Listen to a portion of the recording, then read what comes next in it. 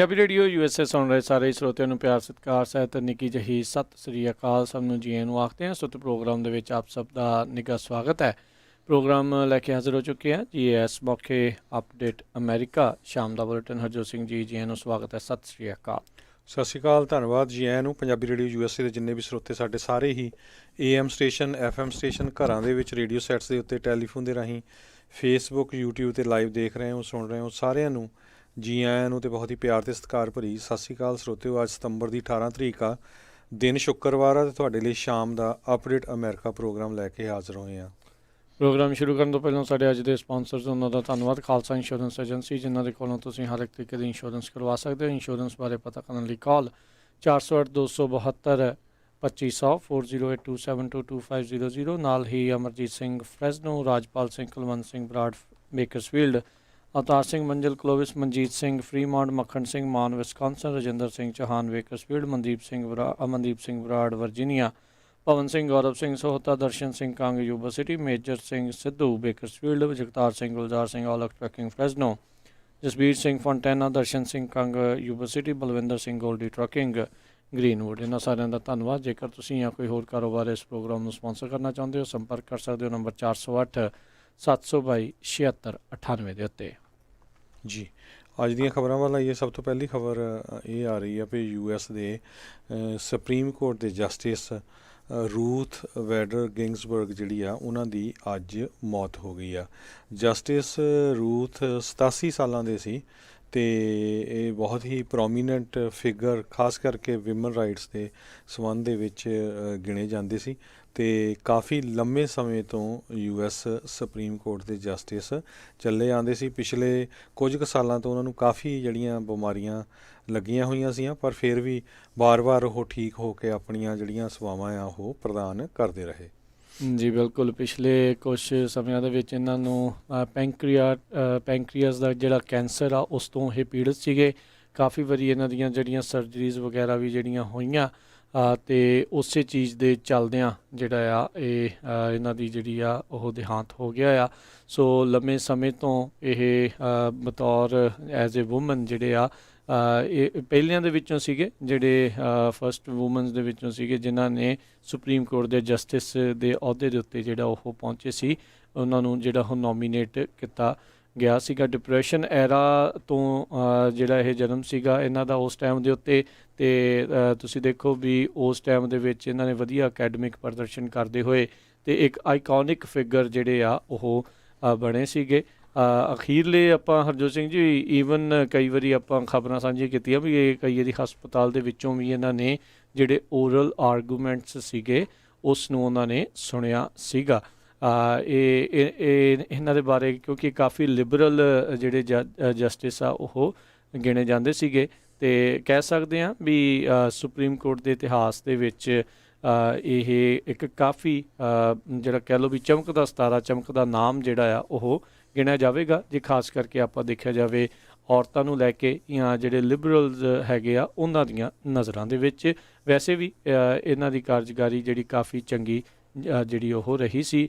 ਇਸ ਤੋਂ ਪਹਿਲਾਂ ਜਿਹੜੇ ਸੁਪਰੀਮ ਕੋਰਟ ਜਸਟਿਸ ਜਿਨ੍ਹਾਂ ਦਾ ਦੇਹਾਂਤ ਹੋਇਆ ਸੀਗਾ ਜਦੋਂ ਉਹ ਬਤੌਰ ਅਜੇ ਸੁਪਰੀਮ ਕੋਰਟ ਦੇ ਜਸਟਿਸ ਸੀਗੇ, 2016 ਦੇ ਵਿੱਚ ਜਿਹੜੇ ਜਸਟਿਸ ਸਕਾਲੀਆ ਆ ਉਹਨਾਂ ਦੀ ਹੱਤਿਆ ਜਿਹੜੀ ਆ ਉਹ ਹੋਈ ਸੀਗੀ। ਉਹ ਆਪਣੇ ਰੈਂਚ ਦੇ ਉੱਤੇ ਉਸ ਟਾਈਮ ਦੇ ਉੱਤੇ ਮੌਜੂਦ ਸੀਗੇ। ਜੀ ਸੋ ਬਿਲਕੁਲ ਜਾਂਦੇ ਜਾਂਦੇ ਕਹਿੰਦੇ ਵੀ ਉਹਨਾਂ ਨੇ ਆਪਣੀ ਜਿਹੜੀ ਵਿਸ਼ ਆ ਉਹ ਆਪਣੀਆਂ ਜਿਹੜੀਆਂ ਗ੍ਰੈਂਡ ਡਾਟਰਸ ਆ ਉਹਨਾਂ ਨੂੰ ਦੱਸੀ ਆ। ਉਹਨਾਂ ਨੇ ਇਹ ਕਿਹਾ ਵੀ ਉਹ ਚਾਹੁੰਦੇ ਆ ਵੀ ਜਿਹੜਾ ਅਗਲਾ ਪ੍ਰੈਜ਼ੀਡੈਂਟ ਆਵੇ, ਜਿਹੜਾ ਇੰਸਟਾਲ ਹੋਊਗਾ, ਉਹੀ ਮੇਰੀ ਪੋਜੀਸ਼ਨ ਦੀ ਜਗ੍ਹਾ 'ਤੇ ਜਸਟਿਸ ਨੂੰ ਰੱਖੇ। ਪਰ ਕਹਿੰਦੇ ਰਿਪਬਲਿਕਨਸ ਦੇ ਕੋਲ ਹੁਣ ਚਾਂਸ ਹੈਗੇ ਆ, ਕੰਜ਼ਰਵੇਟਿਵ 6 ਦੇ ਮੁਕਾਬਲੇ 3 ਦੇ ਨਾਲ ਮੈਜੋਰਟੀ 'ਚ ਆ ਸਕਦੇ ਹੈਗੇ ਆ। ਹੁਣ ਡਿਪੈਂਡ ਕਰਦਾ ਵੀ ਇਹ ਇਲੈਕਸ਼ਨ ਤੋਂ ਬਾਅਦ ਸੁਪਰੀਮ ਕੋਰਟ ਦੇ ਜਸਟਿਸ ਨੂੰ ਜਿਹੜਾ ਸਿਲੈਕਟ ਕਰਨਗੇ ਜਾਂ ਉਸ ਤੋਂ ਪਹਿਲਾਂ ਕਰਨਗੇ।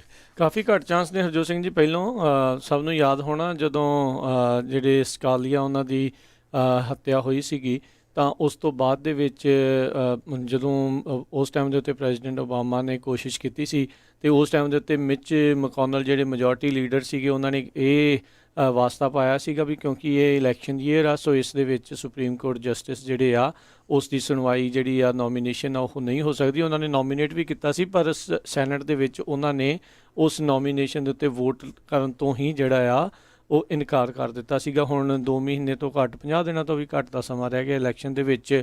ਸੋ ਹੁਣ ਇਹ ਨਹੀਂ ਪਤਾ ਵੀ ਉਹ ਕਿਹੜਾ ਕੋਈ ਦਾਅਵਾ ਜਿਹੜਾ ਉਹ ਪੇਸ਼ ਕਰ ਸਕਦੇ ਨੇ। ਰਾਸ਼ਟਰਪਤੀ ਟਰੰਪ ਨੇ ਆਲਰੇਡੀ ਆਪਣੇ ਜਿਹੜੇ 4 ਸਾਲਾਂ ਦੇ ਕਾਰਜਕਾਲ ਦੇ ਵਿੱਚ 2 ਜਿਹੜੇ ਸੁਪਰੀਮ ਕੋਰਟ ਦੇ ਜਿਹੜੇ ਜਸਟਿਸ ਆ ਉਹਨਾਂ ਨੂੰ ਨਿਯੁਕਤ ਕੀਤਾ ਹੈਗਾ ਆ ਜੀ।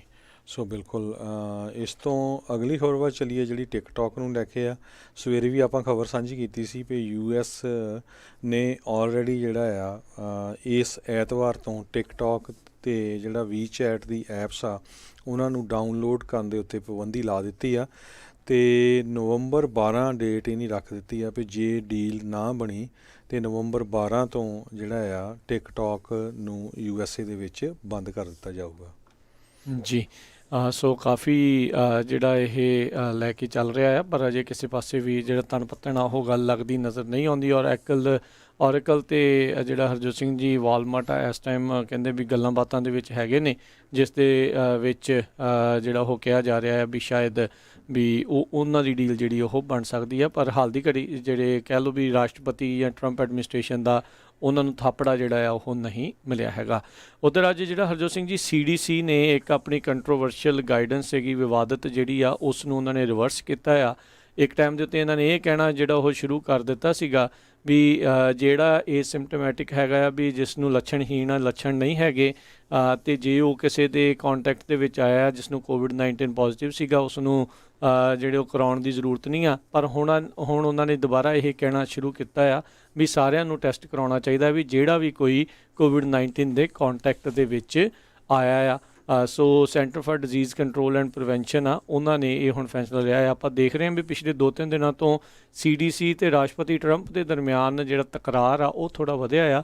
ਖਾਸ ਕਰਕੇ ਜਿਹੜੇ ਡਾਕਟਰ ਰੈਡਫੀਲਡ ਹੈਗੇ ਆ ਉਹ ਕਹਿ ਰਹੇ ਸੀਗੇ ਵੀ ਉਹ ਮਾਸਕ ਦੀ ਵੀ ਕਾਫੀ ਪ੍ਰੋੜਤਾ ਕਰਦੇ ਸੀ ਤੇ ਉਹਨਾਂ ਨੇ ਵੈਕਸੀਨ ਨੂੰ ਲੈ ਕੇ ਕਿਹਾ ਸੀਗਾ ਵੀ ਹੋ ਸਕਦਾ ਵੀ ਅਗਲੇ ਸਾਲ ਦੇ ਮਿਡਲ ਦੇ ਵਿੱਚ ਜੋ ਕੋਈ ਵੈਕਸੀਨ ਜਿਹੜੀ ਤਿਆਰ ਹੋ ਕੇ ਪਹੁੰਚੇ। ਪਰ ਰਾਸ਼ਟਰਪਤੀ ਟਰੰਪ ਚਾਹੁੰਦੇ ਆ ਵੀ ਅਕਤੂਬਰ ਮਹੀਨੇ ਦੇ ਵਿੱਚ ਹੀ ਜਿਹੜੀ ਵੈਕਸੀਨ ਆ ਉਹ ਜਿਹੜੀ ਉਹ ਸ਼ੁਰੂ ਹੋ ਜਾਵੇ। ਸੋ ਇਹ ਦੇਖਣ ਵਾਲੀ ਗੱਲ ਰਹੂਗੀ ਵੀ ਆਉਣ ਵਾਲੇ ਸਮੇਂ ਦੇ ਵਿੱਚ ਵੈਕਸੀਨ ਨੂੰ ਲੈ ਕੇ ਜਿਹੜਾ ਉਹ ਕੀ ਬਣਦਾ ਆ।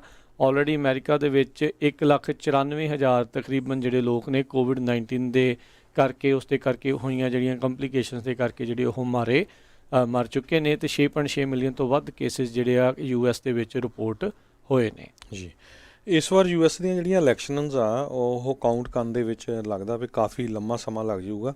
ਅੱਜ ਮਿਸ਼ੀਗਨ ਦੇ ਇੱਕ ਜੱਜ ਨੇ ਇਹ ਰੂਲਿੰਗ ਕਰ ਦਿੱਤੀ ਆ, ਕਹਿੰਦਾ ਵੀ ਐਜ਼ ਲੌਂਗ ਐਜ਼ ਨਵੰਬਰ 2 ਤੱਕ ਜਿਹੜੀਆਂ ਬੈਲਟਸ ਆ ਮਾਰਕ ਜਿਹੜੇ ਮੇਲ ਕੀਤੇ ਜਾਣਗੇ ਉਹਨਾਂ ਤੋਂ ਬਾਅਦ 14 ਦਿਨ ਹੋਣਗੇ ਉਸ ਮੇਲ ਕੀਤੇ ਹੋਏ ਬੈਲਟਸ ਨੂੰ ਕਾਊਂਟ ਕਰਨ ਦੇ ਲਈ। ਸੋ ਨਵੰਬਰ 3 ਤੋਂ ਬਾਅਦ 13 ਦਿਨ ਤੱਕ ਹੋਰ ਵੇਟ ਕਰਨੀ ਪਊਗੀ ਮਿਸ਼ੀਗਨ ਸਟੇਟ ਦੇ ਵਿੱਚ ਤਾਂ ਕਿ ਹਰ ਕੋਈ ਜਿਹੜਾ ਆ ਉਹ ਕਾਊਂਟ ਹੋ ਸਕੇ। ਪਿਛਲੀ ਵਾਰੀ ਜਿਹੜੀ ਮਿਸ਼ੀਗਨ ਸਟੇਟ ਆ ਉਹ ਸਿਰਫ 10,000 ਵੋਟਾਂ ਦੇ ਫਰਕ ਨਾਲ ਹੀ ਡਿਸਾਈਡ ਹੋਈ ਸੀ। ਤੇ ਦੂਸਰੇ ਪਾਸੇ ਅੱਜ ਸੇਮ ਪੈਂਸਿਲਵੇਨੀਆ ਦੀ ਸੁਪਰੀਮ ਕੋਰਟ ਨੇ ਵੀ ਜਿਹੜੀ ਆ ਡੇਟ ਐਕਸਟੈਂਡ ਕਰ ਦਿੱਤੀ ਆ ਬੈਲਟ ਮੇਲ ਕਰਨ ਦੇ ਲਈ 3 ਡੇਜ਼ ਆਫਟਰ ਦਾ ਇਲੈਕਸ਼ਨ। ਸੋ ਲੱਗਦਾ ਵੀ ਜੇ ਉਹ ਇਲੈਕਸ਼ਨ ਤੋਂ ਬਾਅਦ 3 ਦਿਨਾਂ ਤੱਕ ਮੇਲ ਕਰ ਸਕਦੇ ਹੈਗੇ ਆ ਤੇ ਫਿਰ ਉਹਨਾਂ ਨੂੰ ਕਾਊਂਟ ਕਰਨ ਦੇ ਲਈ ਵੀ ਜਿਹੜਾ ਕਾਫੀ ਸਮਾਂ ਹੋਊਗਾ। ਸੋ ਲੱਗਦਾ ਵੀ ਇਲੈਕਸ਼ਨ ਵਾਲੀ ਰਾਤ ਨੂੰ ਇਸ ਵਾਰੀ ਰਿਜ਼ਲਟ ਡਿਕਲੇਅਰ ਨਹੀਂ ਹੁੰਦੇ ਸਰ ਜੀ। ਇਹ ਹਰਜੋਤ ਸਿੰਘ ਜੀ ਪੱਕੀ ਗੱਲ ਆ। ਲੱਗਦਾ ਫਲੋਰੀਡਾ ਵਾਲੇ ਦਾ ਜਿਹੜੇ ਪ੍ਰੈਜ਼ੀਡੈਂਟ ਬੁਸ਼ ਤੇ ਜਿਹੜੇ ਅਲ ਗੋਰ ਦੇ ਦਰਮਿਆਨ ਜਿਹੜਾ ਉਸ ਟਾਈਮ ਦੇ ਉੱਤੇ ਮੁਕਾਬਲਾ ਸੀਗਾ ਉਦੋਂ ਫਲੋਰੀਡਾ ਦੇ ਕਰਕੇ ਕਾਫੀ ਲਟਕਿਆ ਸੀਗਾ ਤੇ ਇਸ ਵਾਰ ਜਿਹੜੇ ਮੇਲ ਇਨ ਬੈਲਟਸ ਜ਼ਿਆਦਾ ਜਿਹੜੇ ਵਰਤੇ ਜਾਣ ਕਰਕੇ ਜਿਹੜਾ ਆ ਉਹ ਹੋ ਸਕਦਾ ਹੈਗਾ ਆ ਵੀ ਦੇਰੀ ਜਿਹੜੀ ਉਹ ਹੋਵੇ। ਸੋ ਦੇਖਦੇ ਹਾਂ ਕੀ ਜਿਹੜਾ ਬਣਦਾ ਆ। ਸੋ ਇਸ ਵਾਰ 3 ਨਵੰਬਰ ਨੂੰ ਆਪਾਂ ਕਹਿ ਨਹੀਂ ਸਕਦੇ ਵੀ ਜਿਹੜੇ ਰਾਸ਼ਟਰਪਤੀ ਟਰੰਪ ਆ ਉਹ ਰੀਇਲੈਕਟ ਹੋਣਗੇ ਜਾਂ ਜਿਹੜੇ ਜੋ ਬਾਈਡਨ ਆ ਉਹਨਾਂ ਨੂੰ ਜਿਹੜਾ ਉਹ ਚਾਂਸ ਮਿਲੂਗਾ। ਹੋ ਸਕਦਾ ਵੀ 1 ਵੀਕ ਤੋਂ 2 ਵੀਕ। ਕਈ ਤਾਂ ਮਾਹਰ ਕਹਿ ਰਹੇ ਸੀਗੇ ਵੀ ਜੇ ਕਿਤੇ ਹੋਰ ਵੀ ਜ਼ਿਆਦਾ ਨਜ਼ਦੀਕੀ ਹੋਇਆ ਮਾਮਲਾ ਰੀਕਾਊਂਟ ਇਹ ਉਹ ਕਰ ਕੇ ਤਾਂ ਸਮਾਂ ਜਿਹੜਾ ਆ ਉਸ ਤੋਂ ਵੀ ਜ਼ਿਆਦਾ ਲੰਬਾ ਜਿਹੜਾ ਉਹ ਲੱਗ ਸਕਦਾ ਹੈਗਾ ਅਨਲੈਸ ਬਹੁਤਾ ਹੀ ਇੱਕ ਤਰਫਾ ਜਿਹੜਾ ਮੁਕਾਬਲਾ ਆ ਉਹ ਦੇਖਣ ਨੂੰ ਜਿਹੜਾ ਉਹ ਮਿਲੇ। ਜੀ ਅਗਲੀ ਖਬਰ ਵੱਲ ਚਲੀਏ ਜਿਹੜੀ ਪੋਰਟੋ ਰੀਕੋ ਤੋਂ ਆ ਰਹੀ ਆ। ਇੱਕ ਟਾਈਮ ਦੇ ਉੱਤੇ ਪੋਰਟੋ ਰੀਕੋ ਦੀ ਸਰਕਾਰ ਨੂੰ ਜਿਹੜਾ ਆ ਪ੍ਰੈਜ਼ੀਡੈਂਟ ਡੋਨਲਡ ਟਰੰਪ ਨੇ ਇਹ ਕਿਹਾ ਸੀ ਵੀ ਇਹ one of the most corrupt place ਹੈਗੀ ਆ ਅਰਥ ਦੇ ਉੱਤੇ। ਪੋਰਟੋ ਰੀਕੋ ਜਿਹੜੀ ਆ ਇਹ US ਦੀ ਟੈਰੀਟਰੀ ਆ। ਸੋ ਅੱਜ ਟਰੰਪ ਐਡਮਿਨਿਸਟ੍ਰੇਸ਼ਨ ਨੇ ਅਨਾਊਂਸ ਬਿਲੀਅਨਸ ਆਫ ਡਾਲਰ ਦੀ ਜਿਹੜੀ ਏਡ ਆ ਪੋਰਟੋ ਰੀਕੋ ਦੇ ਲਈ ਅਨਾਊਂਸ ਕੀਤੀ ਹੈਗੀ ਆ। 2019 ਦੇ ਵਿੱਚ ਹਰੀਕੇਨ ਮਰੀਆ ਜਦੋਂ ਆਇਆ ਸੀ ਉਸ ਨੇ ਪੂਰੇ ਦਾ ਪੂਰਾ ਇਹ ਜਿਹੜਾ ਆਈਲੈਂਡ ਆ ਇਸ ਨੂੰ ਤਬਾਹ ਕਰ ਦਿੱਤਾ ਸੀ। ਬਿਲਡਿੰਗ ਕੀ ਜਾਨੀ ਨੁਕਸਾਨ ਵੀ ਬਹੁਤ ਹੋਇਆ ਸੀ, ਬਿਲੀਅਨਸ ਆਫ ਡਾਲਰ ਦਾ ਨੁਕਸਾਨ ਹੋਇਆ ਸੀ। ਇਹ ਬਹੁਤ ਹੀ ਵਧੀਆ ਜਿਹੜੀ ਟਰੈਵਲ ਸਪੌਟ ਹੈਗੀ ਆ। ਸੋ ਹੁਣ ਪ੍ਰੈਜ਼ੀਡੈਂਟ ਡੋਨਲਡ ਟਰੰਪ ਨੇ ਕਾਫੀ ਵੱਡੀ ਜਿਹੜੀ ਅਮਾਊਂਟ ਹੈਗਾ ਆ ਉਹ ਪੋਰਟੋ ਰੀਕੋ ਨੂੰ ਪੈਸੇ ਦਿੱਤੇ ਆ ਤਾਂ ਕਿ ਉਹ ਜਿਹੜਾ ਇਸ ਆਈਲੈਂਡ ਨੂੰ ਦੁਬਾਰਾ ਕਿ ਫਿਰ ਆਪਣੇ ਪੈਰਾਂ ਦੇ ਉੱਤੇ ਖੜੇ ਕਰ ਸਕਣ। ਜੀ ਰਾਸ਼ਟਰਪਤੀ ਟਰੰਪ ਦੇ ਦੁਆਰਾ ਜਿਹੜਾ ਐਗਜ਼ੀਕਿਊਟਿਵ ਆਰਡਰ ਜਿਹੜਾ ਜਾਰੀ ਕੀਤਾ ਗਿਆ ਸੀ ਜਿਸ ਦੇ ਵਿੱਚ $300 ਪਰ ਵੀਕ ਦੇ ਹਿਸਾਬ ਦੇ ਨਾਲ ਐਕਸਟਰਾ ਅਨਇੰਪਲੋਇਮੈਂਟ ਬੈਨੀਫਿਟ ਜਿਹੜੇ ਉਹ ਮਿਲਣੇ ਸੀਗੇ। ਕੈਲੀਫੋਰਨੀਆ ਦੀ EDD ਨੇ ਆਖਿਆ ਆ ਵੀ ਉਹ ਆਪਣੇ ਪਹਿਲੇ ਫੇਜ਼ ਦੀਆਂ ਜਿਹੜੀਆਂ ਪੇਮੈਂਟਸ ਆ ਉਸ ਨੂੰ ਰੈਪ ਅਪ ਕਰ ਰਹੇ ਆ ਤੇ ਦੂਜਾ ਫੇਜ਼ ਜਿਹੜਾ ਆਲਰੇਡੀ ਸ਼ੁਰੂ ਹੋਣ ਜਾ ਰਿਹਾ ਹੈਗਾ ਆ। ਸੋ 7 ਸਤੰਬਰ ਤੋਂ ਜਿਹੜਾ ਆ ਉਹਨਾਂ ਨੇ ਪੇਮੈਂਟਸ ਜਿਹੜੀਆਂ ਦੇਣੀਆਂ ਪਹਿਲੇ ਫੇਜ਼ ਦੇ ਤਹਿਤ ਉਹ ਸ਼ੁਰੂ ਕੀਤੀਆਂ ਸੀਗੀਆਂ। ਉਹਨਾਂ ਨੇ ਕਿਹਾ ਵੀ ਆਲਰੇਡੀ ਉਸ ਫੇਜ਼ ਦੇ ਤਹਿਤ ਜਿਹੜੇ ਲੋਕ ਵੀ ਉਸ ਦੇ ਅਧੀਨ ਆਉਂਦੇ ਆ ਉਹਨਾਂ ਨੂੰ ਹੁਣ ਤੱਕ ਮਿਲ ਚੁੱਕੀਆਂ ਹੋਣਗੀਆਂ। ਇਸ ਫੇਜ਼ ਦੇ ਤਹਿਤ ਕਹਿੰਦੇ 3.2 ਮਿਲੀਅਨ ਜਿਹੜੇ ਲੋਕ ਆ ਉਹਨਾਂ ਨੂੰ ਤਕਰੀਬਨ $2.7 ਬਿਲੀਅਨ ਦੀਆਂ ਜਿਹੜੀਆਂ ਪੇਮੈਂਟਸ ਆ ਉਹ ਵੰਡੀਆਂ ਗਈਆਂ ਨੇ। ਤੇ ਹੁਣ ਜਿਹੜਾ ਦੂਜਾ ਫੇਜ਼ ਆ ਉਹ ਜਿਹੜਾ ਜਲਦ ਹੀ ਜਿਹੜਾ ਉਹ ਸ਼ੁਰੂ ਹੋਣ ਜਾ ਰਿਹਾ ਹੈਗਾ ਆ। ਸੋ ਇਹ 26 ਜੁਲਾਈ ਤੋਂ ਲੈ ਕੇ 15 ਅਗਸਤ ਦੇ ਦਰਮਿਆਨ ਜਿਹੜੇ ਸਰਟੀਫਾਈ ਜਿਹੜੇ ਲੋਕਾਂ ਨੇ ਉਹ ਉਸ ਦੇ ਵਿੱਚ ਕਰਨਾ ਸੀਗਾ। ਸੋ ਇੱਕ ਹਿਸਾਬ ਦੇ ਨਾਲ ਉਹਨਾਂ ਨੂੰ ਵਨ ਟਾਈਮ ਜਿਹੜੇ $900 ਯਾਨੀ ਕਿ 3 ਹਫ਼ਤਿਆਂ ਦੀ ਜਿਹੜੀ ਪੇਮੈਂਟ ਆ ਉਹਨਾਂ ਨੂੰ ਇਕੱਠਿਆਂ ਜਿਹੜੀ ਉਹ ਮਿਲ ਸਕਦੀ ਹੈ। ਕਹਿੰਦੇ ਵੀ ਜੇ ਉਹਨਾਂ ਨੇ ਸਬਮਿਟ ਨਹੀਂ ਕੀਤੀ ਹੋਈ ਸਰਟੀਫਿਕੇਸ਼ਨ 3 ਹਫ਼ਤਿਆਂ ਦੀ ਇਕੱਠੀ ਤੇ ਫਿਰ ਉਹਨਾਂ ਨੂੰ 2 ਪੇਮੈਂਟ ਜਿਹੜੀਆਂ ਆ ਉਹ ਮਿਲਣਗੀਆਂ, ਆਈਦਰ 600-300 ਕਰਕੇ ਜਾਂ 300-600 ਜਿਹੜੀਆਂ ਉਹ ਕਰਕੇ। ਸੋ ਫੇਜ਼ 2 ਕਹਿੰਦੇ ਆ ਵੀ ਉਹਨਾਂ ਨੇ 15 ਸਤੰਬਰ ਤੋਂ ਜਿਹੜਾ ਆ ਸੈਲਫ ਅਟੈਸਟੇਸ਼ਨ ਸਰਟੀਫਿਕੇਸ਼ਨ ਜਿਹੜੀਆਂ ਜਿਨ੍ਹਾਂ ਨੂੰ ਕਹਿੰਦੇ ਹੁੰਦੇ ਆ ਉਹ ਉਹਨਾਂ ਨੇ ਸ਼ੁਰੂ ਕਰ ਦਿੱਤੀਆਂ ਹੈਗੀਆਂ ਨੇ। EDD ਦੇ ਉੱਤੇ ਹੀ ਗੱਲ ਕਰਦੇ ਜਾਈਏ। ਕੈਲੀਫੋਰਨੀਆ ਦੇ ਪੁਲਿਸ ਨੇ ਅੱਜ 44 ਜਿਹੜੇ ਲੋਕ ਆ ਉਹਨਾਂ ਨੂੰ ਗ੍ਰਿਫਤਾਰ ਕੀਤਾ ਆ ਅਨਇੰਪਲੋਇਮੈਂਟ ਫੰਡਸ ਦੇ ਜਿਹੜੇ ਉਹ ਫਰਾਡ ਆ ਉਸ ਨੂੰ ਲੈ ਕੇ। ਕਹਿੰਦੇ ਵੀ $2.5 ਮਿਲੀਅਨ ਦੇ ਜਿਹੜੇ ਡੈਬਿਟ ਕਾਰਡ ਨੇ ਉਹ ਕਿਸੇ ਨੇ ਬੈਵਰਲੀ ਹਿਲਸ ਦੇ ਵਿੱਚ ਜਿਹੜੇ ਇਸ ਤਰੀਕੇ ਦੇ ਨਾਲ 44 ਲੋਕਾਂ ਨੇ ਘਪਲੇ ਕਰਕੇ ਆਪਣੇ ਨਾਂ ਦੇ ਉੱਤੇ ਜਿਹੜੇ ਵੱਖ-ਵੱਖ ਨਾਂ ਦੇ ਉੱਤੇ ਇੱਕ ਐਡਰੈਸ ਦੇ ਉੱਤੇ ਕਹਿੰਦੇ ਉਹ ਮੰਗਾਏ ਸੀ। ਤੇ ਇਸੇ ਹੀ ਛਾਪੇਮਾਰੀ ਦੇ ਦੌਰਾਨ ਉਹਨਾਂ ਨੇ ਤਕਰੀਬਨ $3 ਲੱਖ ਡਾਲਰ ਜਿਹੜੇ ਆ ਉਹ ਉਹਨਾਂ ਨੇ ਉੱਥੋਂ ਕੈਸ਼ ਜਿਹੜਾ ਬਰਾਮਦ ਕੀਤਾ। ਨਾਲ 7 ਹੈਂਡਗਨਸ ਵੀ ਜਿਹੜੀਆਂ ਆ ਉਹ ਬਰਾਮਦ ਕੀਤੀਆਂ ਹੈਗੀਆਂ। ਆਪਾਂ ਬੜੇ ਚਿਰ ਤੋਂ ਆਖ ਰਹੇ ਹਾਂ ਜਿਹੜੇ ਲੋਕਾਂ ਨੇ ਫਰਾਡ ਕੀਤਾ ਆ, ਜਿਹੜੇ ਲੋਕ ਇਸ ਤਰੀਕੇ ਦੇ ਨਾਲ ਕਰ ਰਹੇ ਆ ਉਹਨਾਂ ਦੇ ਲਈ ਜਿਹੜਾ ਆਉਣ ਵਾਲਾ ਭਵਿੱਖ ਆ ਉਹ ਉਜਵਲ ਨਹੀਂ ਹੈਗਾ। ਉਹਨਾਂ ਨੂੰ ਕਾਫੀ ਜਿਹੜੀ ਸਮੱਸਿਆਵਾਂ ਦਾ ਸਾਹਮਣਾ ਜਿਹੜਾ ਉਹ ਕਰਨਾ ਪੈ ਸਕਦਾ ਆ। ਨੋ ਡਾਊਟ ਇਸ ਟਾਈਮ EDD ਕੋਲ ਇੰਨੇ ਰਿਸੋਰਸ ਨਹੀਂ ਆ ਤੁਹਾਡੇ ਕੱਲੀ ਚੀਜ਼ਾਂ ਨੂੰ ਜਿਹੜਾ ਉਹ ਚੈੱਕ ਕਰਨ ਦੇ ਲਈ, ਪਰ ਸਭ ਨੂੰ ਪਤਾ ਆ ਵੀ ਇਸ ਦੇ ਵਿੱਚ ਬਹੁਤ ਜ਼ਿਆਦਾ ਜਿਹੜੀ ਆ ਧੋਖਾਧੜੀ ਤੇ ਫਰਾਡ ਜਿਹੜਾ ਉਹ ਹੋ ਰਿਹਾ ਆ ਤੇ ਜਿਹੜਾ ਫੜਿਆ ਗਿਆ ਉਹਨਾਂ ਨੇ ਰਗੜ ਜਿਹੜਾ ਉਹ ਬੁਰੀ ਤਰ੍ਹਾਂ ਜਿਹੜਾ ਇਸ ਦੇ ਵਿੱਚ ਹੋਣਾ ਹੈਗਾ। ਸੋ ਬਿਲਕੁਲ ਜਿਹੜੀ EDD ਆ ਉਹਨਾਂ ਨੇ ਅੱਜ ਅਨਾਊਂਸ ਕੀਤਾ ਹੈ ਵੀ 2 ਮੇਨ ਕੁਐਸਚਨ ਆ ਜਿਨ੍ਹਾਂ ਕਰਕੇ ਤੁਹਾਡੀ ਜਿਹੜੀ ਆ ਅਨਪਲਾਈਮੈਂਟ ਉਹ ਲੇਟ ਹੋ ਜਾਂਦੀ ਆ। ਪਹਿਲਾ ਕੁਐਸਚਨ ਤਾਂ ਇਹ ਆ ਵੀ ਉੱਥੇ ਕੁਐਸਚਨ ਲਿਖਿਆ ਹੁੰਦਾ ਵੀ ਤੁਸੀਂ ਆਪਣੇ ਆਪ ਕੰਮ ਛੱਡਿਆ ਹੈਗਾ ਜਾਂ ਬਿਮਾਰੀ ਕਰਕੇ, ਤੇ ਫਿਰ ਉੱਥੇ ਯੈਸ ਜਾਂ ਨੋ ਆ। ਤੇ ਉਹਦੇ ਵਿੱਚ ਜੇ ਤੁਸੀਂ ਯੈਸ ਕਰ ਦਿੰਦੇ ਆ ਵੀ ਅਸੀਂ ਆਪਣੇ ਆਪ ਕੰਮ ਛੱਡਿਆ ਫਿਰ ਤੁਹਾਨੂੰ ਉਹ ਅਨਪਲਾਈਮੈਂਟ ਨਹੀਂ ਮਿਲੂਗੀ। ਤੇ ਦੂਸਰਾ ਕੁਐਸਚਨ ਵੀ ਇਸੇ ਤਰ੍ਹਾਂ ਦਾ ਹੀ ਸੀਗਾ ਜਿਹਦੇ ਵਿੱਚ ਉਹਨੇ ਲਿਖਿਆ ਵੀ are you still looking for work. ਉਹ ਜਿਹੜੀ ਸਰਟੀਫਿਕੇਸ਼ਨ ਤੁਸੀਂ ਕਰਨੀ ਆ ਉਹਦੇ 'ਚ ਵੀ ਤੁਸੀਂ ਸਟਿਲ ਹਜੇ ਵੀ ਕੰਮ ਦੀ ਭਾਲ ਕਰ ਰਹੇ ਹੋ ਜਾਂ ਨਹੀਂ। ਜੇ ਤੁਸੀਂ ਲਿਖੋਗੇ ਯੈਸ ਵੀ ਹਾਂ ਕਰ ਰਹੇ ਹਾਂ ਫਿਰ ਤੁਹਾਨੂੰ ਅਨਪਲਾਈਮੈਂਟ ਮਿਲਣੀ ਆ। ਜੇ ਤੁਸੀਂ ਲਿਖਤਾ ਵੀ ਮੈਂ ਕੰਮ ਦੀ ਭਾਲ ਨਹੀਂ ਕਰਦਾ ਫਿਰ ਤੁਹਾਨੂੰ ਉਹ ਅਨਪਲਾਈਮੈਂਟ ਨਹੀਂ ਮਿਲਣੀ। ਸੋ ਇਹ 2 ਮੇਨ ਕੁਐਸਚਨ ਆ ਜਦੋਂ ਤੁਸੀਂ ਸਰਟੀਫਿਕੇਸ਼ਨ ਕਰਨੀ ਹੈਗੀ ਆ। ਨਹੀਂ ਤਾਂ ਤੁਹਾਡੀ ਜਿਹੜੀ ਆ ਇਹਨਾਂ ਦਾ ਆਨਸਰ ਧਿਆਨ ਨਾਲ ਦੇਖ ਲਿਓ, ਨਹੀਂ ਤਾਂ ਫਿਰ ਉਹਨਾਂ ਨੇ ਤੁਹਾਨੂੰ ਜਿਹੜੀ ਅਨਪਲਾਈਮੈਂਟ ਆ ਉਹ ਨਹੀਂ ਦੇਣੀ ਤੇ ਉਹ ਤੁਹਾਡੀ ਉੱਥੇ ਐਪਲੀਕੇਸ਼ਨ ਫਸੀ ਰਹਿਣੀ ਆ। ਤੇ ਇਹ ਵੀ ਨਹੀਂ ਤੇ ਬਾਕੀ ਬਹੁਤ ਸਾਰੀਆਂ ਲੋਕ ਨਾ ਹੁਣ ਕਾਲ ਕਰਕੇ ਪੁੱਛਦੇ ਆ ਵੀ ਜਿਨ੍ਹਾਂ ਨੇ ਇਦਾਂ ਕਰਕੇ ਜਿਹੜਾ ਉਹ ਲੈ ਲਿਆ ਆ ਵੀ ਅਸੀਂ ਕੰਮ ਵੀ ਨਹੀਂ ਸੀ ਕਰਦੇ, ਕਿਸੇ ਦੇ ਕਹੇ ਜਿਹੜਾ ਉਹ ਕਰ ਲਿਆ ਆ, ਤੇ ਹੁਣ ਪੁੱਛਦੇ ਵੀ ਉਹਦਾ ਸੋਲਿਊਸ਼ਨ ਕੀ ਹੈ। ਹਾਲ ਦੀ ਘੜੀ ਸਾਡੇ ਕੋਲ ਕੋਈ ਉਸ ਦਾ ਸੋਲਿਊਸ਼ਨ ਜਿਹੜਾ ਉਹ ਨਹੀਂ ਹੈਗਾ। ਇੰਨਾ ਜਿਹੜਾ ਉਹ ਜ਼ਰੂਰ ਪਤਾ ਹੈਗਾ ਵੀ ਉਹ ਤੁਹਾਡੇ ਲਈ ਜਿਹੜਾ ਕਾਫੀ ਮੁਸ਼ਕਿਲਾਂ ਜਿਹੜੀਆਂ ਉਹ ਪੈਦਾ ਕਰ ਸਕਦਾ ਆ। ਜੇ ਇਮੀਗ੍ਰੇਸ਼ਨ ਸਟੇਟਸ ਤੁਹਾਡਾ ਅਜੇ ਤੱਕ ਸਿਟੀਜ਼ਨ ਨਹੀਂ ਹੈਗਾ, ਡੈਪੂਟੇਸ਼ਨ ਦੇ ਚਾਰजेस ਜੇ ਉਸ ਦੇ ਵਿੱਚ ਲੱਗ ਸਕਦੇ ਆ। ਜਿਨ੍ਹਾਂ ਨੇ ਵੀ $10,000 ਤੋਂ ਉੱਤੇ ਦਾ ਜੇ ਕਿਸੇ ਨੇ ਫਰਾਡ ਕੀਤਾ ਆ, ਬਹੁਤ ਸਾਰੇ ਲੋਕ ਕਾਲ ਕਰਕੇ ਪੁੱਛਦੇ ਆ ਵੀ ਜੇ ਹੁਣ ਵਰਤੀਏ ਨਾ ਵਾਪਸ ਕਰ ਦਈਏ ਤਾਂ ਕੀ ਹੋ ਸਕਦਾ। ਆਈ ਥਿੰਕ ਬੈਟਰ ਇਹੀ ਆ ਵੀ ਹੁਣ ਇਮੀਗ੍ਰੇਸ਼ਨ ਵਕੀਲਾਂ ਦੇ ਕੋਲੋਂ ਜਾਂ ਜਿਹੜੇ ਕੋਈ ਕ੍ਰਿਮੀਨਲ ਜਿਹੜੇ ਲਾਇਰ ਹੁੰਦੇ ਆ ਜਾਂ ਜਿਹੜੇ ਫਰਾਡ ਦੇ ਨਾਲ ਸੰਬੰਧਿਤ ਲਾਇਰ ਆ, ਉਹਨਾਂ ਦੀ ਸਲਾਹ ਜਿਹੜੀ ਉਹ ਤੁਹਾਨੂੰ ਲੈਣ ਦੀ ਉੱਥੇ ਜਿਹੜੀ ਉਹ ਜ਼ਰੂਰਤ ਪੈ ਸਕਦੀ ਆ ਵੀ ਕਿੱਦਾਂ ਜਿਹੜਾ ਉਹ ਕੀਤਾ ਜਾਵੇ। ਜਦੋਂ ਤੱਕ ਕਿ ਜਦੋਂ ਭੇਡ ਚਾਲ ਕਰਦੇ ਹੋ ਤਾਂ ਫਿਰ ਸਮੱਸਿਆ ਇੱਦਾਂ ਦੀਆਂ ਹੀ ਜਿਹੜੀਆਂ ਆਉਂਦੀਆਂ ਆ। ਜਦੋਂ ਦੂਰ ਤੱਕ ਤੁਸੀਂ ਜਿਹੜਾ ਬਿਲਕੁਲ ਨਹੀਂ ਸੋਚਦੇ ਤੇ ਥੋੜ੍ਹੇ ਸਮੇਂ ਦੇ ਲਈ ਜਿਹੜਾ ਲਾਲਚ ਦੇ ਵਿੱਚ ਆ ਕੇ ਅੱਖਾਂ 'ਤੇ ਕਈ ਵਾਰੀ ਪਰਦਾ ਪੈ ਜਾਂਦਾ ਨਾ, ਉਹੀ ਚੀਜ਼ ਜਿਹੜੀ ਬਹੁਤ ਸਾਰੇ ਲੋਕਾਂ ਨੇ ਉਹ ਕਰ ਬੈਠੇ ਆ ਤੇ ਹੁਣ ਪਛਤਾ ਰਹੇ ਆ ਵੀ ਉਸ ਦਾ ਕੀ ਜਿਹੜਾ ਆ ਉਹ ਸੋਲਿਊਸ਼ਨ ਹੋਵੇ।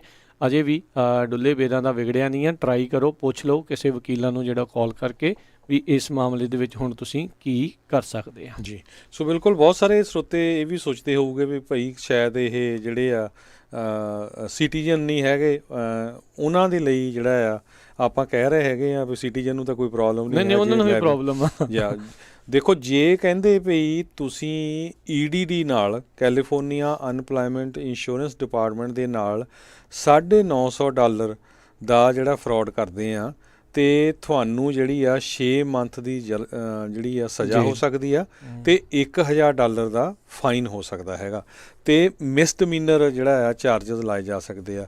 ਸੋ ਸਰੋਤਿਆਂ ਨੂੰ ਪਤਾ ਹੀ ਆ ਵੀ ਜੇ ਤੁਹਾਡੇ ਤੇ ਮਿਸਡਮੀਨਰ ਚਾਰजेस ਲੱਗ ਜਾਣ ਤਾਂ ਤੁਸੀਂ ਜਿੱਥੇ ਕਿਤੇ ਜੌਬ ਲੱਭਣ ਜਾਣਾ ਹੈ ਨਾ, ਉਹ ਤੁਹਾਡੀ ਬੈਕਗਰਾਊਂਡ ਚੈੱਕ ਕਰਦੇ ਆ ਅੱਜ ਕੱਲ੍ਹ, ਤੇ ਬੈਕਗਰਾਊਂਡ 'ਚ ਝੱਟ ਆ ਜਾਣਾ ਵੀ ਤੁਸੀਂ ਮਿਸਡਮੀਨਰ ਦੇ ਅੰਡਰ ਵੀ ਚੋਰੀ ਦੇ ਅੰਡਰ ਜਿਹੜੇ ਚਾਰਜ ਹੋਏ ਸੀ ਤੇ ਤੁਹਾਨੂੰ ਕਿਸੇ ਨੇ ਜੌਬ ਤੇ ਨਹੀਂ ਰੱਖਣਾ। ਸੋ ਇਹ ਬਹੁਤ ਜਿਹੜਾ ਕੰਪਲੀਕੇਟਡ ਇਸ਼ੂ ਹੈਗਾ। ਸੋ ਜੇ ਕਿਸੇ ਦੇ ਕੋਲੋਂ ਕਿਸੇ ਨੇ ਅਣਜਾਣਪੁਣੇ 'ਚ ਗਲਤੀ ਕੀਤੀ ਆ, ਉਹ ਜ਼ਰੂਰ ਕਿਸੇ ਵਕੀਲ ਨਾਲ ਸਲਾਹ ਕਰਕੇ ਜਾਂ ਆਪ EDD ਨਾਲ ਵੀ ਜੀ ਸਾਤੋਂ ਗਲਤ ਭਰ ਹੋ ਗਿਆ, ਅਸੀਂ ਪੈਸੇ ਵਾਪਸ ਕਰ ਰਹੇ ਹਾਂ ਜਾਂ ਕੁਛ, ਉਹ ਤੁਸੀਂ ਜ਼ਰੂਰ ਫਿਗਰ ਆਊਟ ਕਰੋ।